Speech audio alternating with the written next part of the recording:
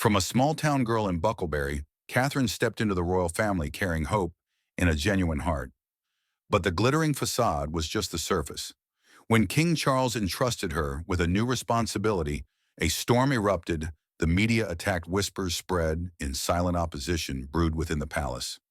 Labeled an ambitious outsider and a tradition breaker, Catherine faced doubt, fear, and moments when she wanted to give up. Yet amidst the skepticism and cold glares, she rose not with power but with love, sincerity, and resolve. Can a single speech change her fate? Or is the palace a place where hearts like Catherine's don't belong?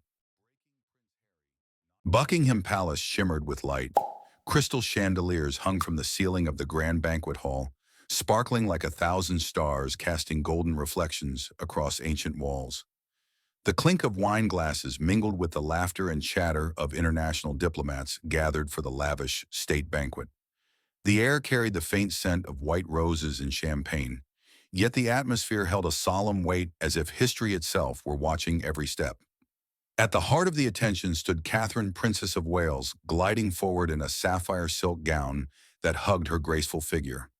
Her chestnut hair was swept into an elegant updo, revealing the slender curve of her neck, where a strand of pearls gleamed, a quiet reminder of her duty. Tonight she was more than a princess. She was hosting in place of King Charles, whose health was faltering. Every eye in the room turned to her, from ambassadors with polite smiles to courtiers with probing gazes. Catherine paused at the podium, her hands trembling slightly as she placed her slender fingers on her notes. She took a deep breath, the cool air filling her lungs, as if it could quell the anxiety swirling within her. Ladies and gentlemen, her voice rang out clear, yet commanding in a world of division. We gather tonight to remind ourselves of the power of unity. Hope is not a distant dream, it is the light that guides us through the darkness. The room fell silent, her words echoing softly. Catherine glanced at the audience, catching the eye of an African ambassador, who nodded subtly as if in understanding. She continued, her words flowing effortlessly, weaving sincerity with a vision for a better world. When she finished, the applause roared so prolonged that she smiled to mask her unease. But deep down, she knew this was more than a speech. It was a declaration. At the head of the table, King Charles sat in a velvet-lined chair, his frail hands gripping the armrests. His eyes, clouded by age, sparkled as he watched Catherine. He leaned toward his closest aide, Sir Edward, and whispered, his voice hoarse but filled with emotion, "She is the future." Sir Edward nodded, though a flicker of concern crossed his face. The king's words were not just praise, they were a signal, a hint of something greater. William, seated beside Catherine, gazed at her with a proud smile. He slipped his hand over hers beneath the table, a small gesture that carried his unwavering support. Yet as Catherine scanned the room, she caught other looks, sharp, icy stares from a group of seasoned courtiers, staunch defenders of tradition. They whispered among themselves, their words inaudible, but their suspicion palpable. Catherine, a woman not born to royalty, stood on a dangerous precipice between being adored and being seen as a threat. The private room at Sandringham exuded a near-sacred stillness. Silver candelabras cast a flickering glow across the walnut table, illuminating portraits of past kings and queens. The scent of pine mingled with the steam rising from a porcelain teacup of Earl Grey before King Charles. He sat in a leather armchair, his shoulders slightly slumped, but his gaze remained sharp as if piercing through time itself. Catherine and William sat across from him, the air between them taut like a violin string ready to snap. Catherine gripped William's hand under the table, his warm fingers anchoring her amidst the storm of emotions swelling inside. She fought to maintain a calm exterior, but her heart raced as Charles's gaze settled on her, profound and purposeful. "Catherine, William." Charles began, his voice raspy but resolute. "I've thought long and hard about the monarchy's future. My health is no longer what it was." He paused, drawing a deep breath, as if the words to come weighed 1,000 pounds. "I have drafted a decree. Catherine, you will take part in high-level decisions, from the Commonwealth to environmental initiatives. You and William will lead the crown into a new era." His words landed like a stone shattering a tranquil lake. Catherine felt blood rush to her ears, a mix of awe and panic surging within her. She glanced at William, seeking reassurance, and he gave a subtle nod, his eyes brimming with trust but tinged with worry. Father William said, his voice warm and steady, "We're honored, but it will stir up a storm." Charles offered a faint smile, weary yet determined. "Storms are inevitable, my son. But Catherine has the light the crown needs. She proved that at Buckingham." Catherine's throat went dry. She wanted to thank him, to vow she wouldn't let him down, but the responsibility pressed on her shoulders like a leaden cloak. She thought of her children, George, Charlotte, Louis, playing carefree at Kensington. Could she balance being a mother with the burden the king had just placed upon her? Could she withstand the scrutinizing gazes, the whispers behind her back? "Your Majesty?" She finally spoke, her voice soft but clear. "I'm deeply grateful for your trust, but I'm afraid I'm not ready." Her honesty silenced both Charles and William. Charles leaned forward, his trembling hands resting on the table. "Catherine," he said, his tone gentle like a father's, "no one is born ready for the crown. But I see in you a resilient heart and a vision this era demands. I believe in you." His words pierced the fog in Catherine's mind like a beam of light. She nodded, her eyes glistening, not from fear but from a newfound resolve. That night in their private apartment at Kensington, Catherine couldn't sleep. She sat by the window staring into the dark garden, her mind in turmoil. William slept soundly, but she didn't want to wake him. Instead, she called her mother, Carol Middleton, her safe harbor in every storm. "Mom," she whispered when Carol answered, "I don't know if I can do this. It's too much." Carol's voice came through, warm and steadfast. "Catherine, you're stronger than you know. You faced illness, criticism. But hold on to your heart, my love. Don't let the crown take away who you are." Catherine smiled, silent tears falling. Her mother's advice was like an anchor pulling her back to herself. But deep down, she knew the real challenge was just beginning. Somewhere in London's shadows, a reporter clutched a scrap of information that could shake the palace. And within her own heart, another battle raged between faith and fear. Back in the living room, the glow of a table lamp fell on a family photo on the shelf. Catherine gazed at Charlotte's smile, Louis's mischief, George's solemn eyes. Then she recalled Charles's words, "I believe you'll bring light to the crown." She clenched her fists, a silent vow etched in her soul. London woke to an explosion. Newsstands overflowed with tabloids, their headlines screaming like daggers. "Catherine plotting a power grab. Princess destroys tradition." In newsrooms, keyboards clattered relentlessly, reporters scavenging every crumb of information about King Charles's secret decree. A blurry photo, Catherine leaving Sandringham, her eyes wide with panic, was blown out of proportion as proof of her ambition. On social media, Yorkshire's Queen Catherine trended, but alongside praise came venomous comments. "Who does she think she is?" overshadowing William, an outsider manipulating the crown. In the cozy sitting room at Kensington Palace, Catherine huddled on a sofa, her trembling hands clutching her phone. The screen glowed with another article, its headline a hammer to her heart. Catherine self-proclaimed queen or traitor. She skimmed at each word, a needle piercing her pride. Tears welled up, but she bit her lip, holding them back.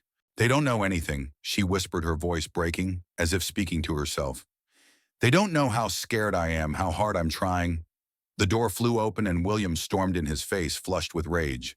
His rain-spattered coat betrayed his hurried return from a meeting at Clarence House. He dropped to his knees before Catherine, seizing her icy hands, his eyes blazing. "Kate, I just saw the news," he said, his voice low, but quaking with fury. "Those bastards who dared leak these lies, I swear I'll find them, and they'll pay." He squeezed her hands as if willing his strength into her. Catherine met his gaze, grateful for his fierce protection, but her sorrow was a tidal wave drowning all hope. She shook her head, her voice faint but firm. "Well, even if you find them, it won't change anything. The public's tongue, it's a wild beast, unstoppable." She drew a shaky breath, steadying herself. "But I can't sit here and let them define me. I need to act, to show them who I am, not with words but with deeds." William's eyes softened admiration, replacing his anger. "What do you want to do, Kate?" he asked gently. She managed a faint smile, an idea taking shape. A public event, she said, in Wales at a community center. I want to meet people not as a princess, but as one of them. Maybe if they see my heart, they'll understand. William nodded, pressing a kiss to her forehead. I'll be right beside you, he vowed, and in that moment, Catherine felt a tiny spark of hope flicker in the darkness. That day, under a gray Welsh sky, Catherine stepped from the car, not in a glittering gown, but in a simple green sweater and jeans. Her hair was tied back, a few strands dancing in the wind, making her seem more approachable than ever. She knelt beside a patch of soil surrounded by children with rosy cheeks and muddy hands. A girl named Lily with wide eyes thrust a daisy into her hand, shouting, "Miss Kate, you gotta plant it like this." Catherine laughed, pretending to fumble, sparking giggles from the kids that echoed through the garden. Local mothers, hesitant at first, gathered around her. Catherine listened as they shared their struggles, raising kids fearing the future, and opened up about her own sleepless nights, worrying over George Charlotte Louis. Reporters there for Scandal stood transfixed, cameras flashing, capturing Catherine kneeling in the mud, her smile radiant like sunlight breaking through clouds. This was no distant princess, but a woman with an open heart. The images spread like wildfire. Evening news shifted tone. Catherine wins Wales' heart. On social media, criticism faded, replaced by admiration. One user wrote, "This is the royalty we need, someone who gets dirty with us." The public, once divided, began to see Catherine anew, but at Buckingham Palace the air was icy. In a secluded meeting room, Sir Harold, a veteran courtier with silver hair and a razor-sharp gaze, faced his allies, his voice low but commanding. "She's overshadowing William," he said, each word a blade. "The monarchy doesn't need a princess playing queen. We must protect the order, the true heir." Silent nods from the others were a covert declaration of war. They didn't just doubt Catherine, they wanted to restrain her before her light shook the palace's foundations. That evening in Kensington's private dining room, William exploded. "They're wrong," he shouted, slamming his fist on the table, making wine glasses tremble. "Kate's doing this for the people, for the monarchy. If they can't see the value in connecting with the public, they're stuck in the last century." Catherine sat beside him, grateful for his defense, but pain spread through her. She felt misunderstood, as if her every effort only widened the rift. She didn't want to be the spark that divided the palace. She just wanted to be a light for those who believed in her. As night fell, Catherine stood alone in Kensington's garden, where roses bloomed sweetly under the moonlight. She held the daisy Lily had given her, its delicate petals trembling in the breeze. The girl's words echoed in her mind. "Miss Kate, you're awesome." She smiled, but her heart was heavy. She had calmed the media storm, but another tempest within the palace was quietly brewing, and she wondered, would she have the strength to face it? The Middleton family home in Bucklebury nestled amid lush green fields, a serene oasis amidst the storm swirling around Catherine. Early autumn sunlight filtered through oak trees, scattering golden patches across the porch, where the scent of fresh-baked scones and coffee lingered.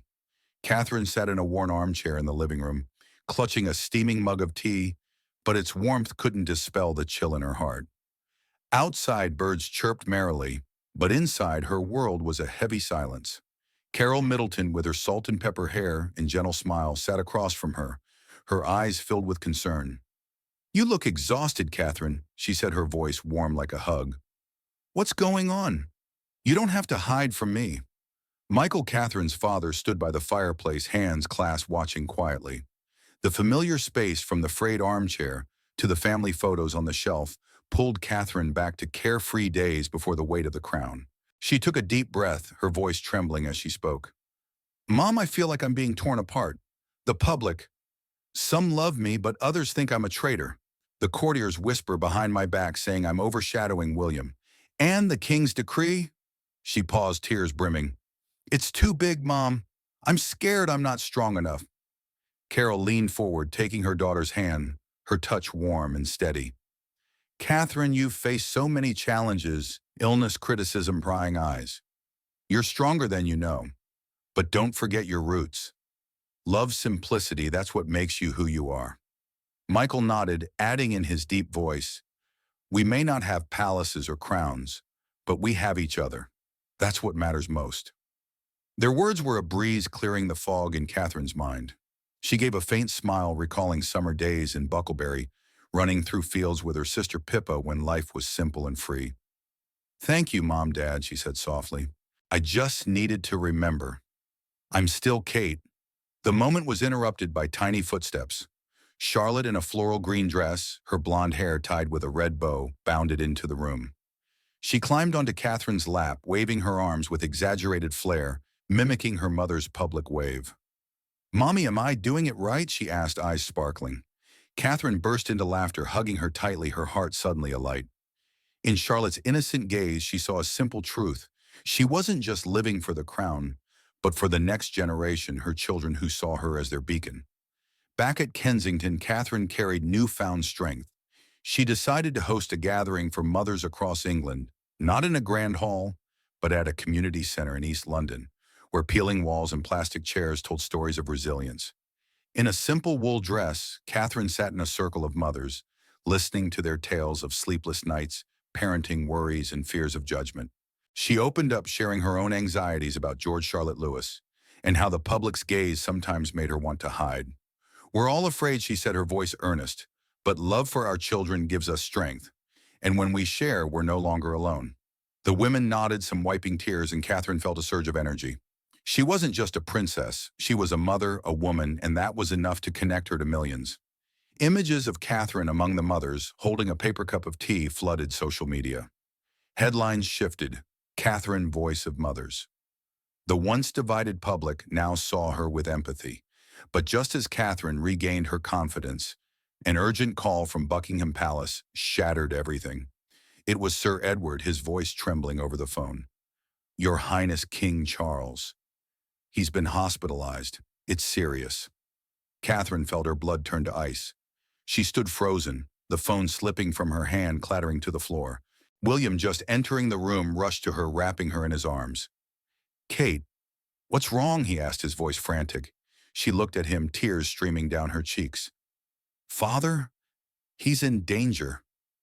That night in the hospital, Catherine knelt beside Charles's bed, his frail hands cold in hers. Machines beeped steadily, a stark reminder of life's fragility. Charles opened his eyes, his gaze weak but resolute. "Catherine," he whispered, "don't let me down." She nodded, tears falling onto his hand, a silent promise.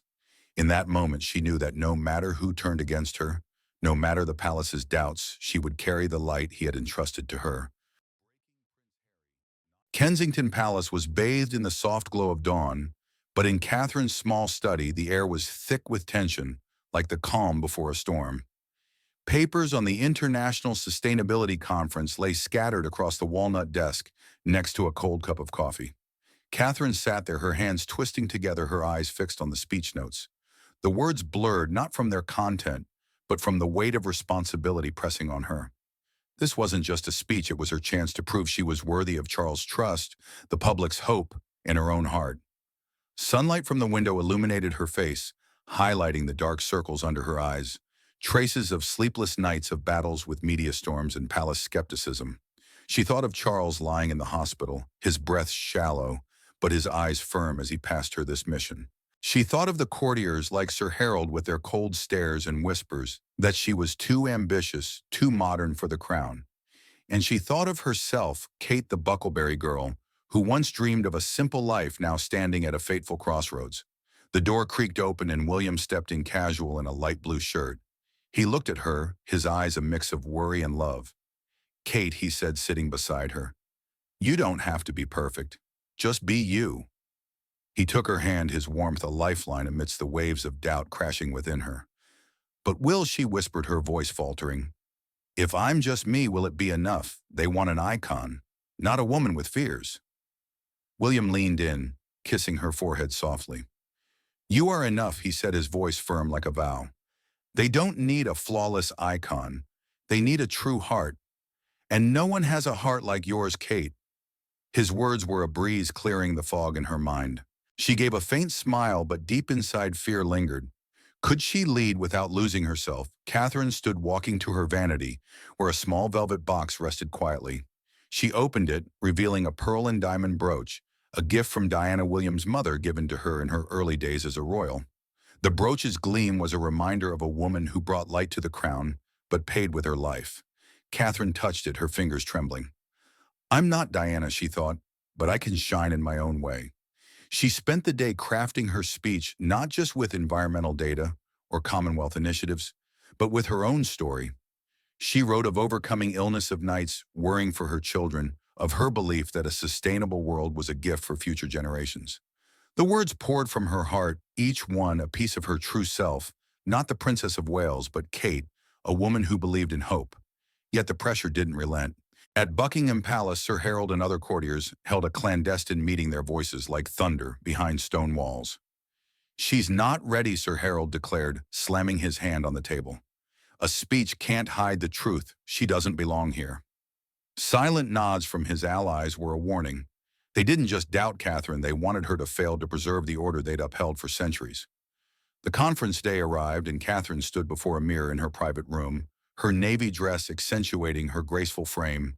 She pinned Diana's brooch to her chest, a talisman of courage. She studied her reflection, not a perfect princess, but a woman with scars and dreams. I'm ready, she whispered, her voice soft but resolute, a promise to herself. William waited outside, his eyes shining as he saw her. You've got this, Kate, he said, squeezing her hand. She nodded, her heart bolstered. She took a deep breath, stepping toward the conference's light where hundreds of eyes awaited. In that moment, she was more than Catherine, Princess of Wales. She was a torch ready to blaze or burn out. Westminster Hall, with its ancient stone walls and soaring arches, stood as a sentinel of history. Light from vibrant stained glass windows spilled onto the floor, painting rainbows, but the air inside was taut like a bowstring ready to snap. Hundreds of eyes, from world leaders and lawmakers to ordinary citizens invited to attend, fixed on the podium where Catherine, Princess of Wales, was about to speak. Her navy dress hugged her elegant frame, and Diana's pearl brooch gleamed on her chest, a tiny beacon in a brewing storm. Backstage, Catherine clutched her speech, her heart pounding as if it might burst. She felt the weight of this moment, not just a speech, but a chance to shape the monarchy's future, to prove she was worthy of Charles's faith, William's love, and her own soul. Fear crept in, whispering, what if they reject me? What if I fail? She took a deep breath to banish it, but her eyes caught Sir Harold in the crowd. His face, stone-cold, lips pressed tight. His doubt and that of the traditional courtiers was a shadow pressing on her shoulders. William stood beside her, holding her hand, his warmth her only anchor in the emotional tide. Kate, he whispered, his eyes alight. You've gone further than anyone dared dream. Just be you, and they'll see the light. She looked at him, grateful for his boundless love, and nodded, a small flame kindling within her. She stepped forward, each footfall echoing on the stone floor, a proclamation in itself. At the podium, the stained glass light bathed her face, highlighting her steady blue eyes. The hall fell silent, only the collective breath of hundreds audible. Catherine began, her voice clear, yet powerful, like a river carving through a valley. Ladies and gentlemen, she said, today I stand here not just as the Princess of Wales, but as a mother, a woman, and a believer in hope. The monarchy is not a distant symbol. It is a torch of unity, sustainability, and compassion. She shared her vision, a closer monarchy, where children grow up in a cleaner world where every voice is heard. She spoke of her journey from battling illness to sleepless nights worrying over George Charlotte Lewis and moments kneeling in the dirt, planting flowers with the people of Wales. I don't promise perfection, she said, her voice catching, but sincere, but I promise to lead with my heart, because I believe a heart can change the world. Her words were a stone dropped in a still lake rippling with emotion. A lawmaker wiped a tear, a citizen in the back clapped, and soon the hall erupted in applause. Catherine stood there, her heart racing, not with fear, but with joy. She looked down, meeting William's gaze in the front row, his proud smile brighter than the rainbow light. Even Sir Harold, his face still stern, gave a slight nod as if unable to deny the power in her words. Beyond the hall, the public watched on TV, from pubs in Manchester to homes in rural Scotland. Headlines shifted. Catherine, Queen of Hearts. On social media, praise flooded in. She's everything the monarchy needs. Traditional courtiers, once her critics, began to waver. In a private moment, Sir Harold admitted to a colleague, "She might be the future, though I hate to admit it." As the speech ended, Catherine stepped from the podium, her legs trembling, but her heart light. She had done it not because she was perfect, but because she was true. William rushed to her, enveloping her in a tight embrace, whispering, "I've never been prouder, Kate." She smiled, tears shimmering, feeling as if she'd scaled an impossible mountain. Outside, Westminster crowds gathered, their cheers resounding. Catherine, Catherine. She stepped onto the balcony, the sunset gilding her hair. In the sea of faces, she spotted Charlotte standing with a palisade, waving with the exaggerated flair she'd mimicked from her mother. Catherine laughed, waving back, her heart blooming.